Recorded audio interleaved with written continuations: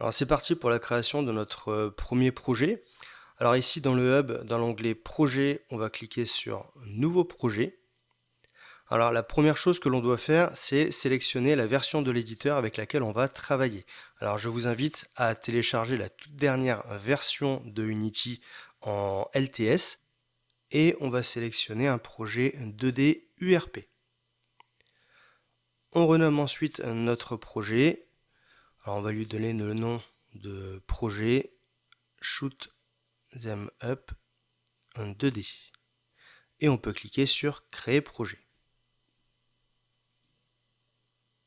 Alors lorsque Unity crée un projet, c'est toujours un petit peu long, donc je vais vous avancer la vidéo. Alors bienvenue sur l'éditeur Unity. La première chose que l'on voit ici, c'est que l'on a dans la scène une main caméra et une Global Light 2D qui est spécifique au projet 2D URP. Alors d'ailleurs, je suis en train de me rendre compte que je n'ai pas la fenêtre Game. Alors s'il vous manque une fenêtre, vous allez dans l'onglet Windows, ici, et dans Général, vous avez la possibilité de sélectionner les fenêtres qu'il vous manque. Alors la fenêtre est sur l'écran d'à côté. Voilà, j'ai récupéré ma fenêtre Game. Voilà, donc n'oubliez pas, hein, si jamais vous avez des fenêtres qui disparaissent ou vous les avez fermées sans le faire exprès, onglet Windows, Général, et là vous avez accès à toutes les fenêtres de l'éditeur. Ensuite, dans la fenêtre Game, ici, à la place de Free Aspect, je vous laisse sélectionner la résolution de votre écran. Si elle n'apparaît pas, vous allez pouvoir appuyer sur le petit plus, ici, et vous allez pouvoir donner un nom et choisir la résolution de votre écran. Et vous n'aurez plus qu'à sélectionner OK.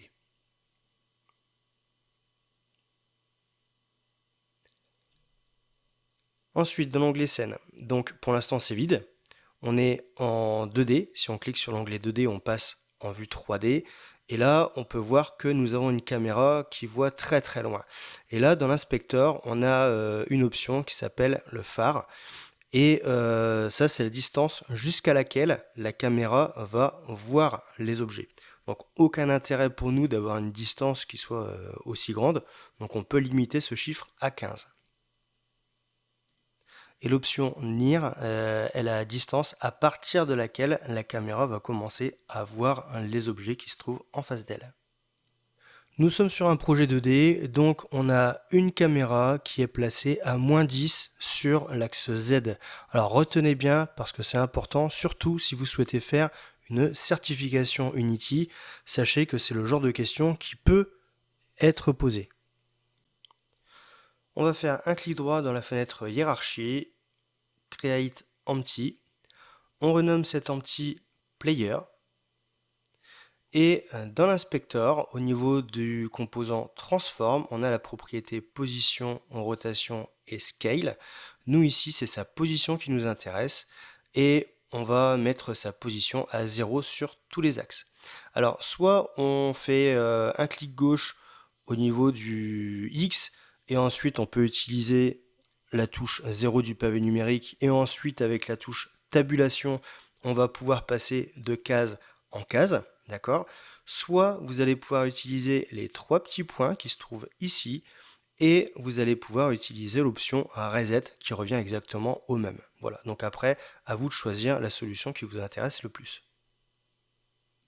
Ensuite, on fait un clic droit sur Player, Create Empty, on le renomme Graphics. On fait bien attention que Graphics a une position de 0 sur tous les axes. On refait un clic droit sur Graphics et cette fois-ci on choisit 2D, puis Sprite, puis Square. Alors il y a différentes options, mais nous on va rester sur le Square. Dans l'inspecteur, on a un nouveau composant qui s'appelle le Sprite Renderer. Alors, il a différentes propriétés. Donc, au niveau de la propriété Sprite, on a la possibilité, en cliquant ici, de choisir une nouvelle image. Donc, c'est à partir d'ici qu'on ira récupérer l'image de notre futur vaisseau. Alors, on a aussi le slider qui nous permet d'agrandir la dimension des images. Ensuite, on a la propriété, alors j'avais modifié, je vais récupérer mon sprite, mon square, ok.